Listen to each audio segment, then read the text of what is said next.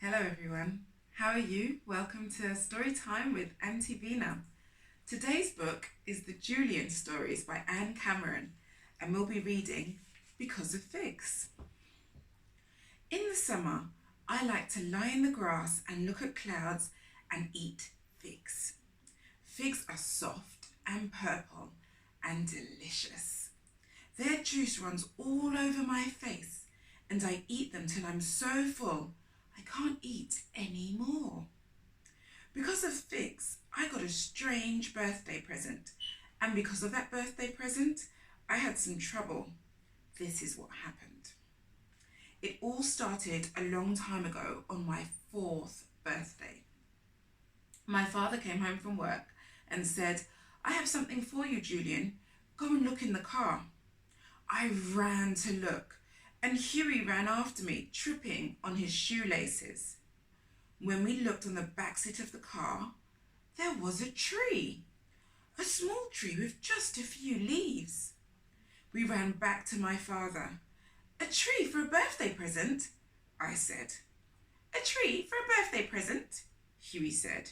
He was 2 years old and he always repeated everything I said. "It's a fig tree," my father told me. "It will grow as fast as you grow, Julian. And in a few years, it will have figs that you can pick and eat." I could hardly wait to grow my own sweet, juicy, purple figs. We planted the tree by our back fence and I gave it water every day. And then one morning, it had 2 new leaves. "Fig tree, you're growing," I said. I thought I should be growing too. There is a mark on the wall in the bathroom of our house where my father measures us, and I ran into the house to measure myself against my old mark. I pressed my hand against the wall flat and checked to compare against the old mark. I wasn't any taller. I walked outside to the fig tree.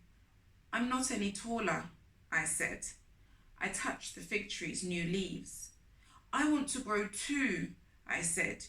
"You know how to grow, and I don't," I told the fig tree. The fig tree didn't say a word.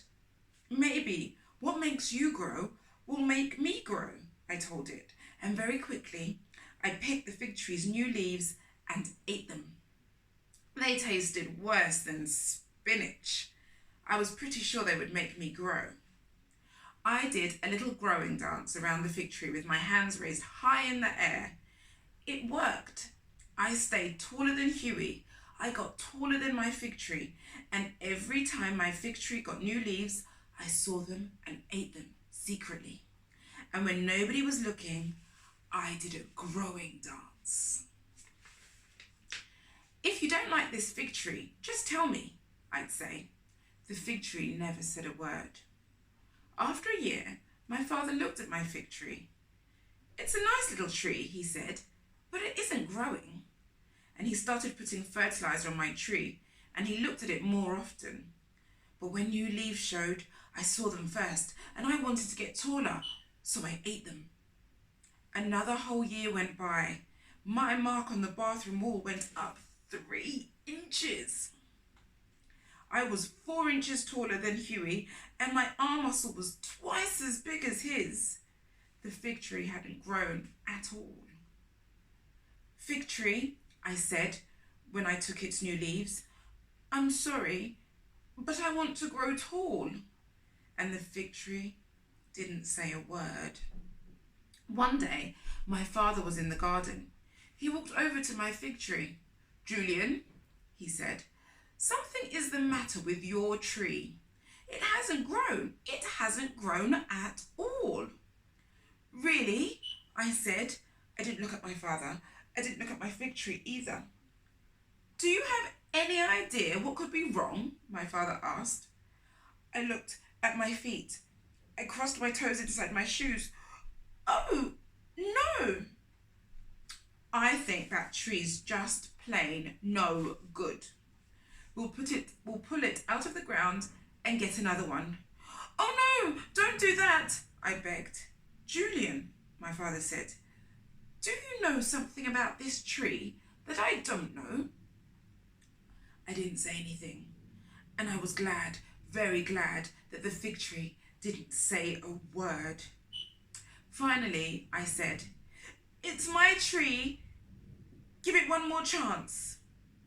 "No use waiting around," my father said. His hand was around the trunk of my tree. "Please," I said. My father's hand relaxed.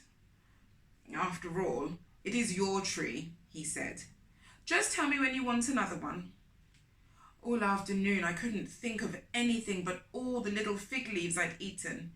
I was pretty sure I knew why the fig tree didn't grow. At bedtime I couldn't sleep. And when Huey went to sleep, I got up and sneaked outside to my fig tree. I told God I knew that the fig leaves belonged to the fig tree.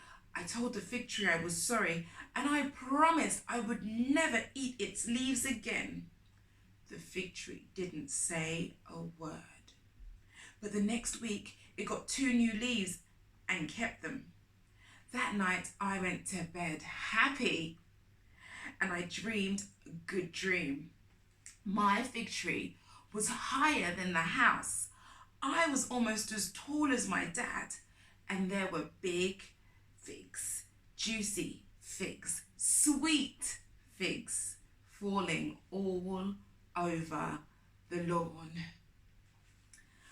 Well, that's just lovely, and I'm so glad Julian learned that even if we want something for our benefit, it's not good to do it if it's going to go against somebody else, or something else in this case, like his poor fig tree that didn't get to grow, but now it will. I hope you enjoyed our story today, and I look forward to seeing you next time on Storytime with Auntie Vina. If you've got any comments, please leave them down below, and don't forget to subscribe so you can have more news stories. Bye for now.